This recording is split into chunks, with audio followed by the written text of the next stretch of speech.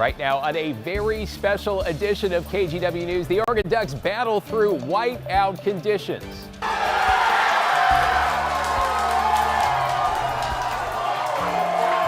Oh yes, team coverage of the OT photo finish that is one for the football history books. But first, breaking tonight. We do not need and we do not want federal troops here in Oregon. A show of force from Oregon's leaders after the president says he is sending in the military. I communicated that to the president directly.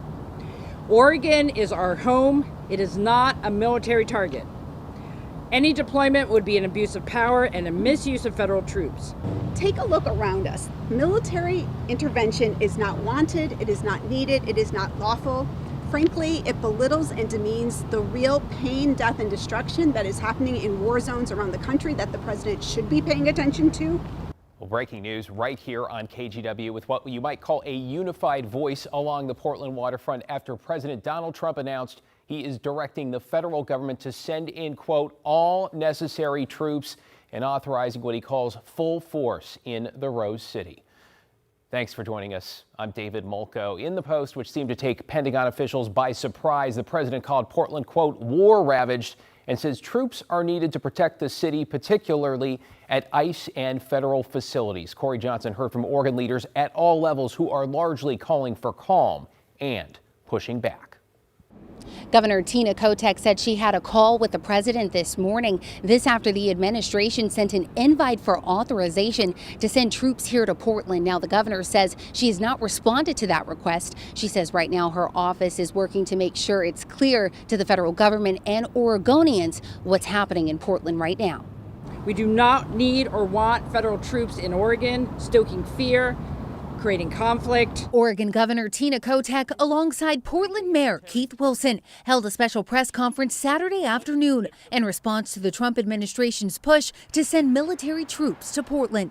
The president taking to Truth Social Saturday morning, saying he's sending the National Guard to what he calls war-ravaged Portland, an effort to protect ICE facilities against domestic terrorists. When you go out to Portland and you see what's happening in Portland, this is like nobody's ever seen anything like it. Labor Secretary and former Oregon Congresswoman Lori Chavez-DeRemer thanking the president for the announcement on X, saying in part, I've seen firsthand how lawlessness has transformed Portland from a beautiful place to live to a crime-ridden war zone. But other state and local leaders are calling it unnecessary. Kotek telling the public she had a call with the president Saturday morning and explained there was no need for guardsmen. And she, along with Mayor Wilson, have not requested governor assistance. And I also said to him, we have to be careful not to respond to outdated media coverage or misinformation that's out there. We know what's happening in our own city. Imagine if the federal government sent hundreds of engineers or teachers or outreach workers to Portland instead of a short, expensive, and fruitless show of force. Oregon Secretary of State Tobias Reed, Attorney General Dan Rayfield, and Senator Jeff Merkley urging Portlanders to not take the bait. So far, the president has deployed troops to Los Angeles, Washington, D.C., and most recently, Memphis. Each time the administration's use of National Guardsmen facing scrutiny and questions on whether it violates constitutional rights. Right now, it's still unclear exactly when the president will send troops here to Portland. Governor Kotek said during that phone call she disagreed with Trump. However, she said they ended the call with him saying, we'll continue to discuss this. Back to you.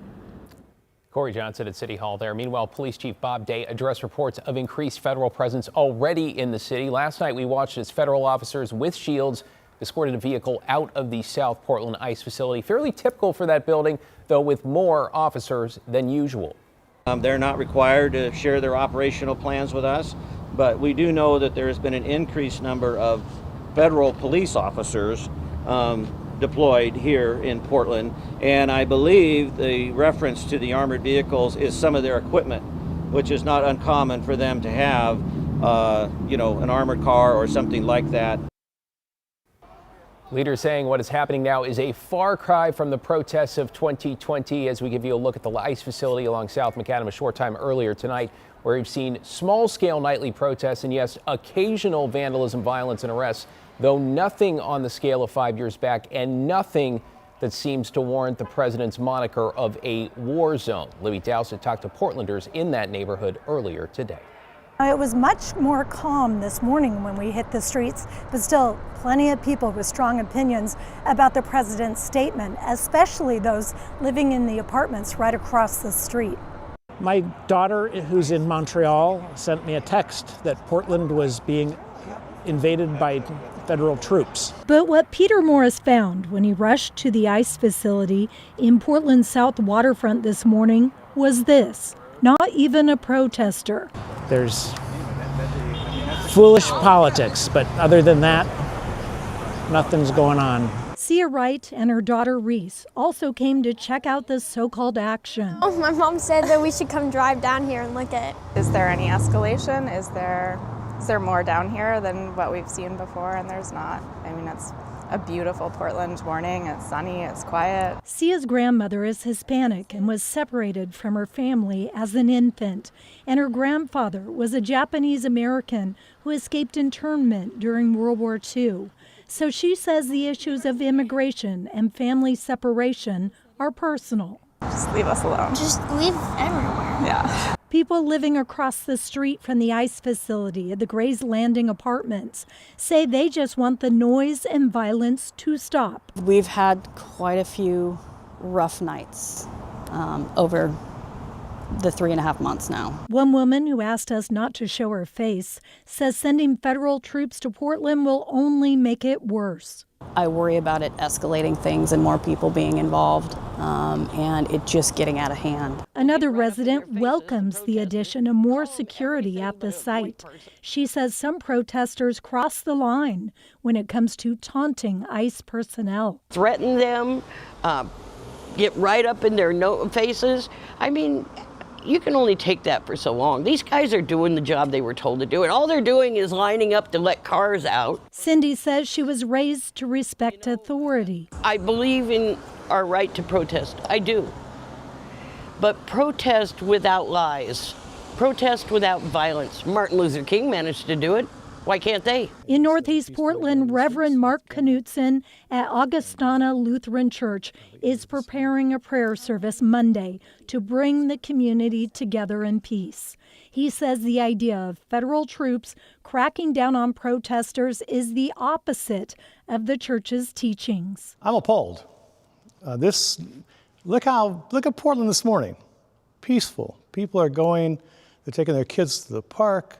Other people are afraid to go to the park right now. We have members from 23 different countries. They are fearful. He says he also feels for troops forced to patrol their own cities, but he believes we all must stand up for what is right. I feel for people who live close to there, of course. That's got to be hard to have things going on, but it's not because of the people who are coming, it's because of what's there and what that symbolizes. And it symbolizes the worst of this country. Libby Dowsett there. If you'd like to hear more from local and community leaders as questions swirl over where, when, and how many troops the president plans to send, all at this point unanswered, we have made it easy. Just text the word response to 503-226-5088 and we will text you back with a link to the very latest. Okay, let us get to that big matchup now. With a downright hostile environment, we're looking at you, whiteout, in one of the best settings in all of college football. The Oregon Ducks in the den of the Penn State Nittany Lions. We have live TV coverage of the Ducks' unbelievable OT victory tonight. John Adams celebrated with fans in Southeast Portland. But first to Art Edwards. And Art, I mean, what a way to come out on top. Well, I tell you what, this was some game. It was a battle in this ball game. Whiteout conditions at Beaver Stadium, the fans, they were fired up the entire game. The Ducks defense dominant in the first half of this one. Penn State managed just 69 yards in offense and just 24 on the ground in the first half. First half ended tied at 3. Now the Ducks offense began to turn it up in the third quarter. True freshman De'Air Hill, he ignited the running attack. He had over 80 yards rushing for the game and led the Ducks in rushing. Hill cashed in a few plays later on a short pass from Dante Moore, so it was touchdown Oregon. First touchdown of the game, Hill's first career TD reception. Oregon up 10-3. And then the offense just kept on moving. Oregon went up 17-3 on an 8-yard touchdown run by the other true freshman on the team, Jordan Davison.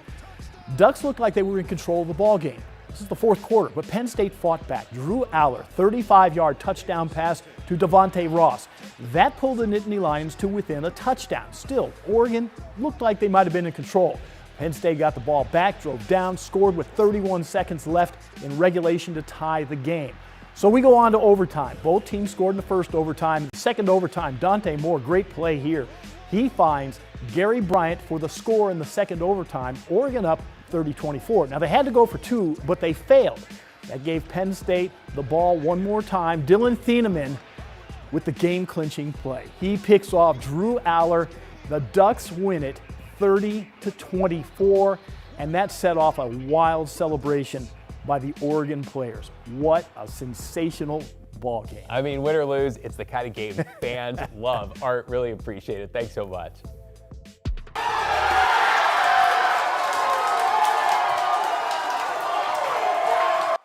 Okay, I imagine the Nittany Lions fans are kind of licking their wounds right around now, but here in Oregon, it is a completely different story. I want to bring in John Adams at Grand Central Bowl in Southeast Portland. John, talk about a nail biter. I bet folks there are just feeling great.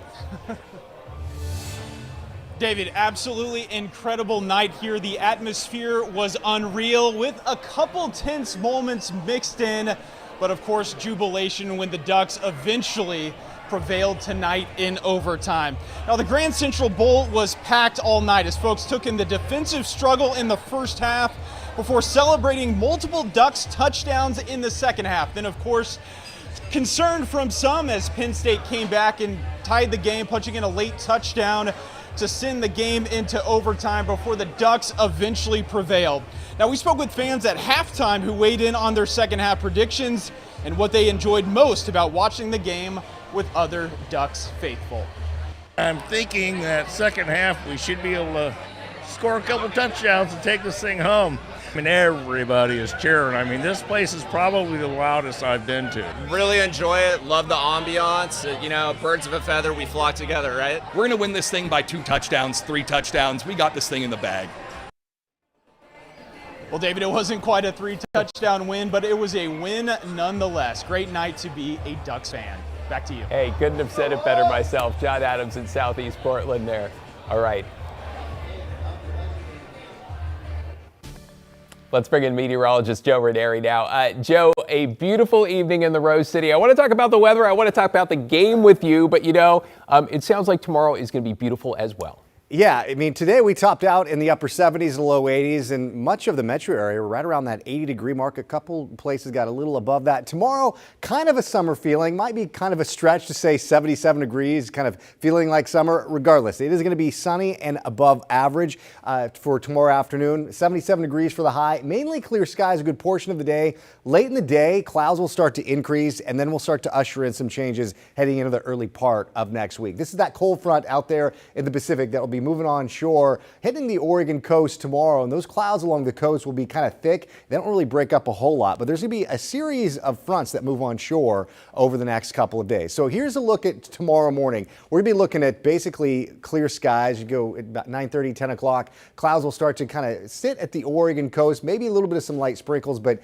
this is that real rainmaker that arrives heading into a Monday morning, and some of those showers will be pushed into the metro area by the early part of the afternoon, and then we dry out a little bit Monday night into Tuesday, but there'll be another system that moves in heading into Tuesday, so get ready for a much familiar scene in terms of wet weather and some cooler conditions. I'll talk more about that in just a few minutes. Joe, before we let you go, because I mean, we just got to put sort of a bow on this. How are you feeling? The whole newsroom was gathered around the monitors in overtime, just watching this game play out. How'd you feel in that second OT period when they just pulled it out at the end there? I had a feeling the Ducks were going to do that. Everybody watching like, Joe, shut up. You're a Beaver fan. You did not feel that way. I did have a feeling, but it's fun getting the newsroom together to watch a game like that. So that was exciting. Just on the edge there. You know what? I'm so glad they pulled it out. What a game. Great to watch it together. We'll see you in a few here. Okay.